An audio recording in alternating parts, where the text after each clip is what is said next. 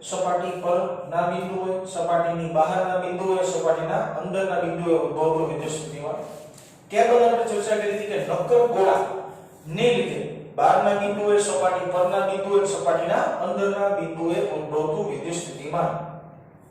બંને થિયરી જોયા બાદ તેને અનુલક્ષીને થોડાક દાખલાઓની ચર્ચા જે આપણે કરવાની છે. 2-3 દાખલાઓ ગણશો જે તમારા માટે અગત્યના રહેશે. આપણે ટેક્સ્ટ બુક પર નથી સમજવાનો ખાસ પ્રયત્ન કરજો. પ્રશ્ન શું છે? તો પ્રશ્ન બહુ શોર્ટ એન્ડ સ્વીટ લખેલો છે, એટલે હું બોલું છું, સાંભળી લેજો.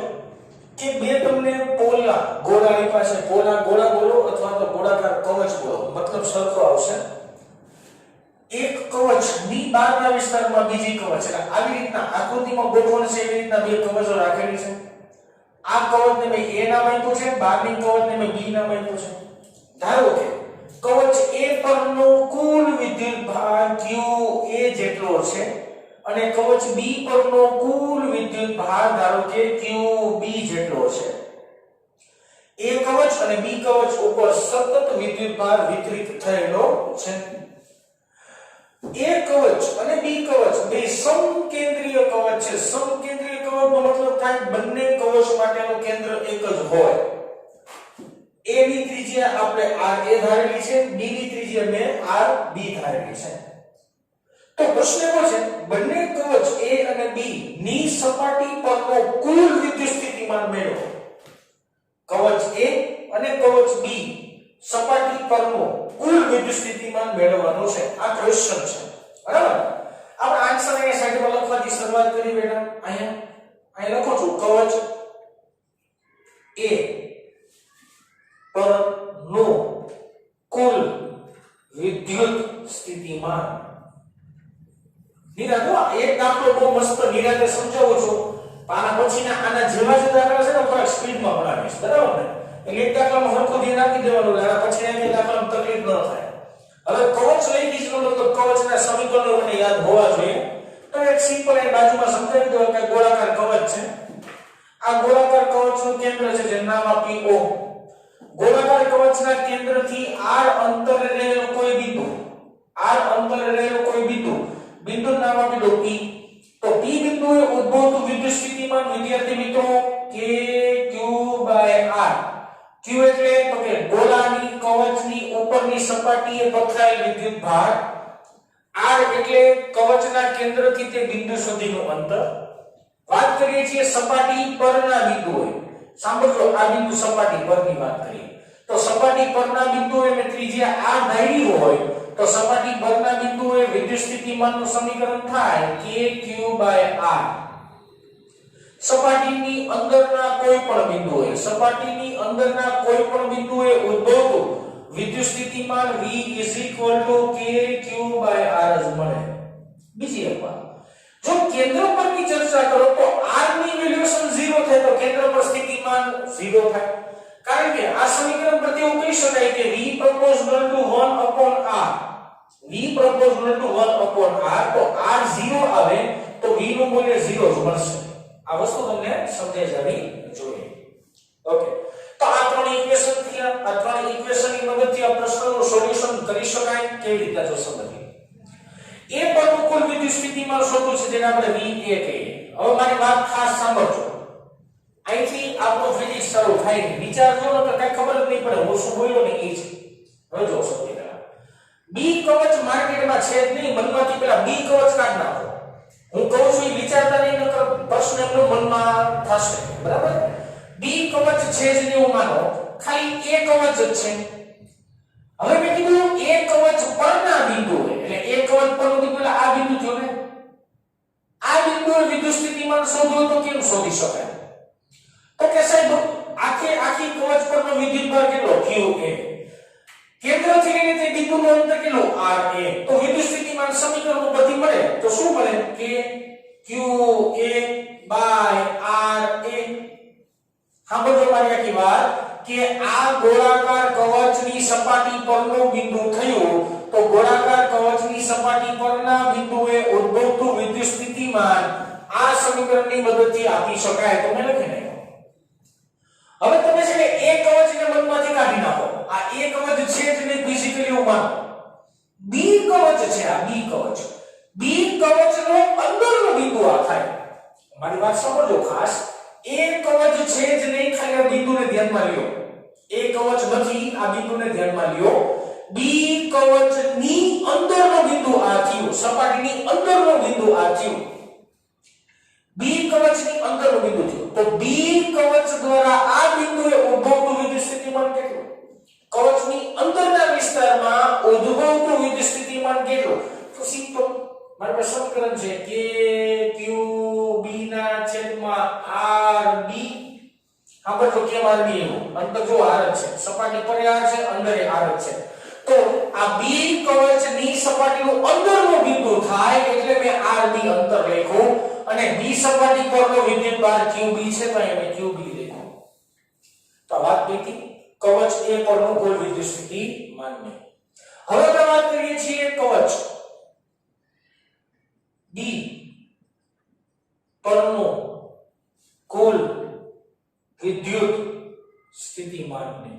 બહુ પ્રશ્ન સહેલો છે બેટા, જરાય અઘરો નથી, તો થોડું એકવાર સમજી લેશો ને તકલીફ નહીં થાય.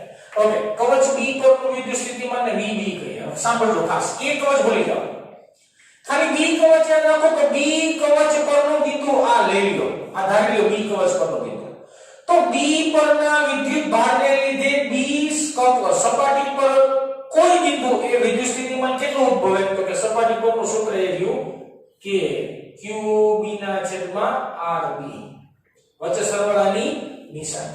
હવે જો, હવે વાત કરો એ કવચ પરની.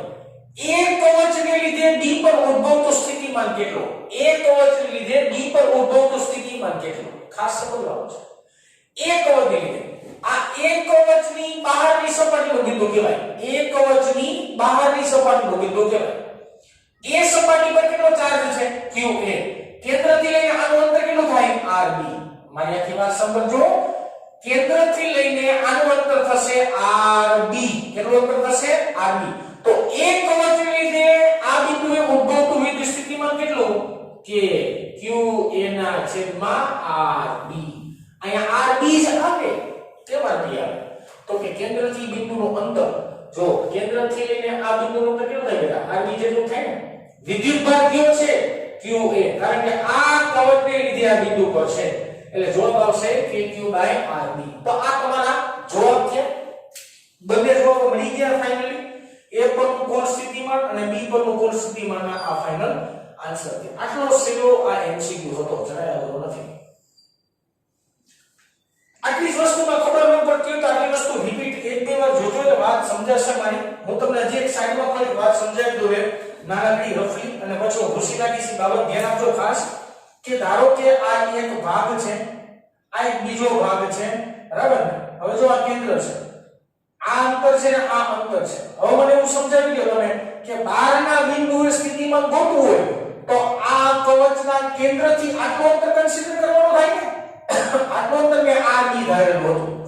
ભલે આ કવચની અંદરની કવચને લીધે છે તો એના પરનો ચાર્જ A જેટલો હતો, તો એ ચાર્જ આવ્યો અને RB અંતર. આ વસ્તુ સમજાવી જોઈએ.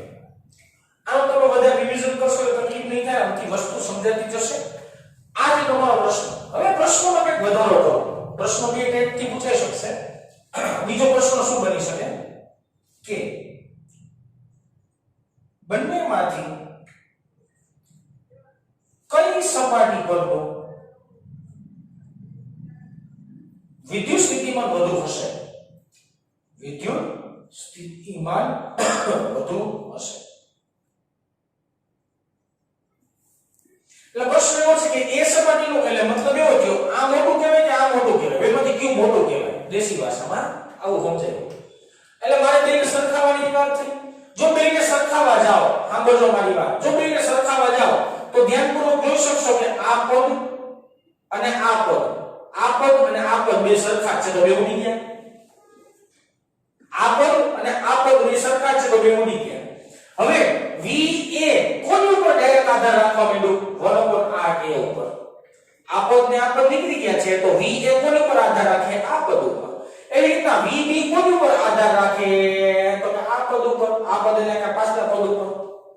હવે મને સમજાવો કે આ બે સમીકરણની અંદર આકૃતિ જુઓ તો VA અને VB માટે વાત વિચારો તો VA એ RA ઉપર આધારિત છે. RA અને RB, RA અને RB માંથી નાનો કોણ?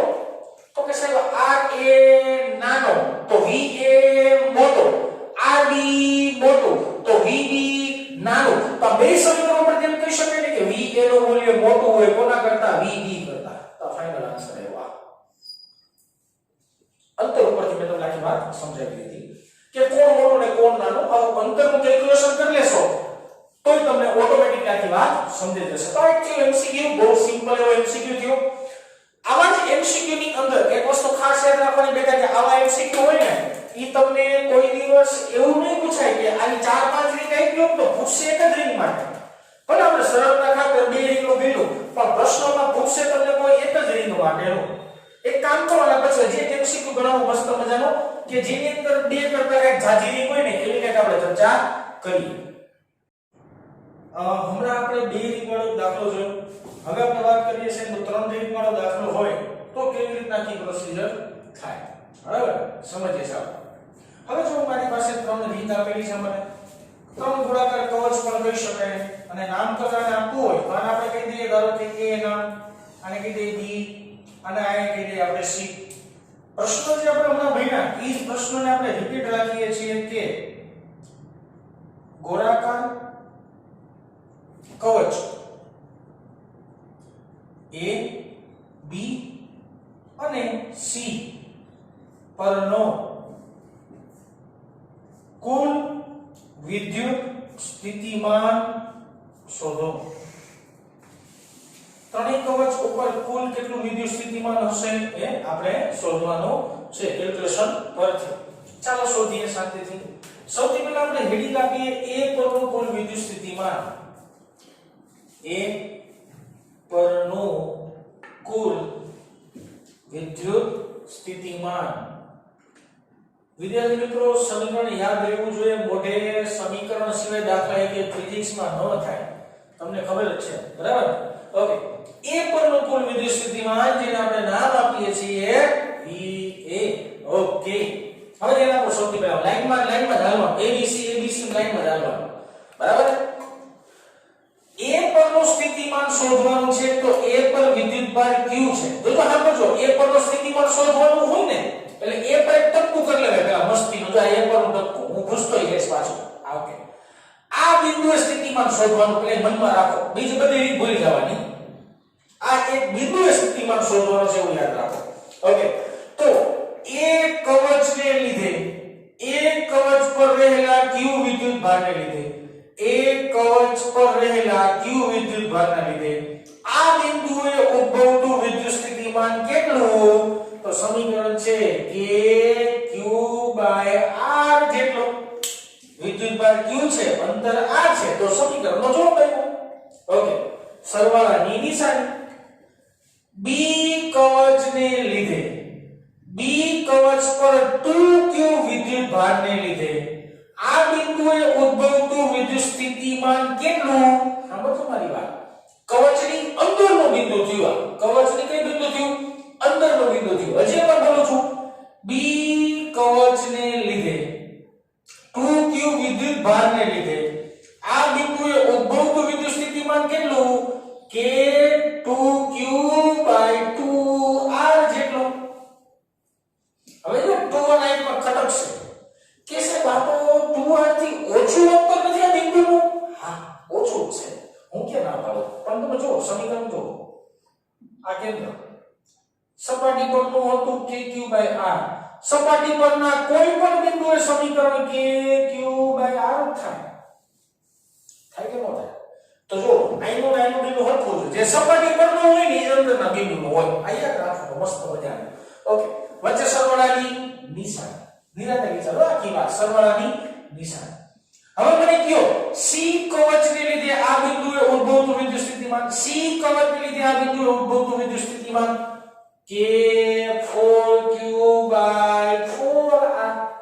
વિદ્યુતભાર 4Q છે, અંતર 4R છે. જો 4R બધાનો સરવાળો કરી નાખો બેટા. VA KQ/R એમનો વત્તા 2 ગયા KQ/R એમનો વત્તા 4 ગયા KQ/R એમનો. ફાઇનલ આન્સર આવશે kq/r આ જો આવી ગયો દાખલો જો એક પ્રશ્ન પૂરો ડૂબમાં દાખલો પૂરો એટલે એક પ્રશ્ન પૂરો કોમ્પિટિટિવ એક્ઝામ ની અંદર જે આવા આ ટાઈપના એમસીક્યુ પૂછાશે ને બેટા ત્યારે કોઈ દિવસ 3 નહીં પૂછે તમને કોઈ પણ એક પૂછશે કોઈ પણ એટલે કે એબીસી માંથી કંઈ પણ એક પૂછી શકાય પણ આપણે પ્રેક્ટિસ માટે ગણીએ તો ખરા 3 શું થાય છે ને શું નહીં બરાબર ઓકે હવે આપણે વાત કરીએ હેડિંગ આપીએ બી પરનો કુલ વિદ્યુત સ્થિતિમાન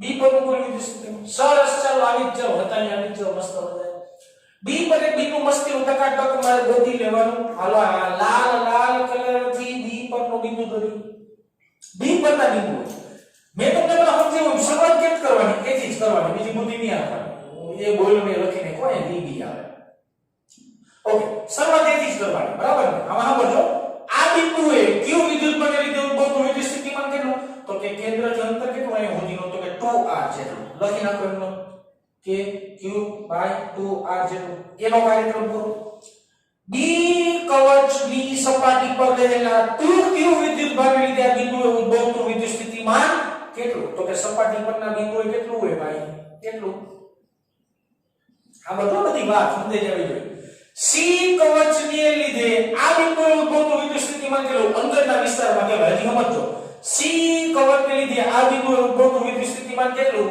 કે 4q/4r જેટલું કેમ તો કે જો 4q ચાર્જ છે ને 4r અંતર છે અંદરના બિંદુએ મળે સાદુરૂપ આપીએ અહીંયા ટૂટ ઉડાડી શકાય બરાબર ને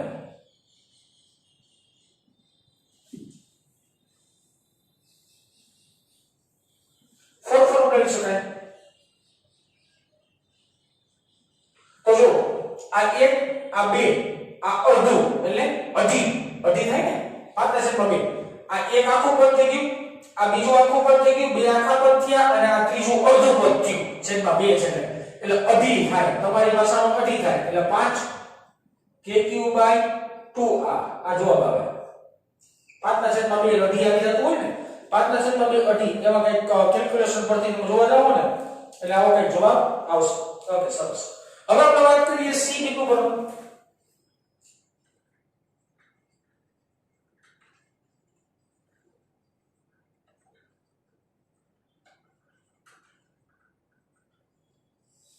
સી પરનું કુલ વિદ્યુત સ્થિતિમાન હવે જો સી પર એક ટપકું કરી લેવાનું બેટા મસ્ત મજાનો આલો બ્લુ માર્કરથી કરી સી બિંદુ પર ચાલુ એથી જ કરવાનું છે મને લખી નાખીએ VC બરાબર A પર રહેલો વિદ્યુત ભાર Q હોય અને આ બિંદુ ઉદ્ભવતું સ્થિતિમાન 4r અંતરે છે એટલે કે q/4r આવે વત્તા D સપાટીને લીધે આ બિંદુ ઉદ્ભવતું સ્થિતિમાન વિદ્યુત ભાર 2q છે એટલે સમીકરણ આવે કે 2q ના છેદમાં 4r કારણ કે અંતર તો 4r છે C સપાટી પરનું બિંદુ થશે એટલે એના માટે જવાબ આવશે કે 4q ના છેદમાં 4r આ તમારો જવાબ છે સિમ્પલ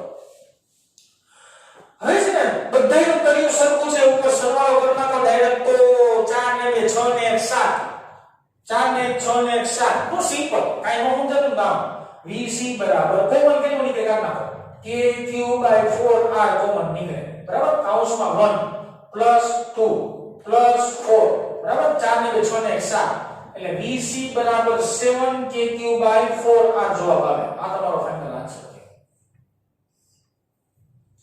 તો આવી રીતના તમે જો સિમ્પલ જોવા જતા હો તો આવી રીતના બધા દાખલા ગણીએ કે 3 રિંગ હોય 4 રિંગ હોય 5 રિંગ હોય કે 6 રિંગ હોય કે 7 રિંગ હોય બરાબર આ ટાઈપના દાખલા ગણી શકાય હજી આમાંથી તમને છે ને બેટા હજી એક પ્રેક્ટિસ આવો દાખલા તમે જાતે બનાવી કરજો મેં જે r2r અને 4r લખ્યું છે જે કે તમે લખજો 6r 8r અને 10r શું લખવાનું તમારે 6r 8r અને 10r આ રીતના તમે દાખલાની પ્રેક્ટિસ કરજો એટલે તમને વધારે સમજાશે આના પછી ના નેક્સ્ટ લેક્ચરમાં એક ટાઈપનો દાખલો બનાવીશ કે ધારો કે આમાંથી કોઈ એક રિંગને અર્થિંગમાં કરવામાં આવે તો આમાંથી કોઈ એક રિંગની અંદર અર્થિંગ લેવામાં આવે તો કઈ રીતની પ્રોસિજર થાય એની ચર્ચા આપણે નેક્સ્ટ લેક્ચરમાં કરશું આજે આપણે શું રાખીએ બેટા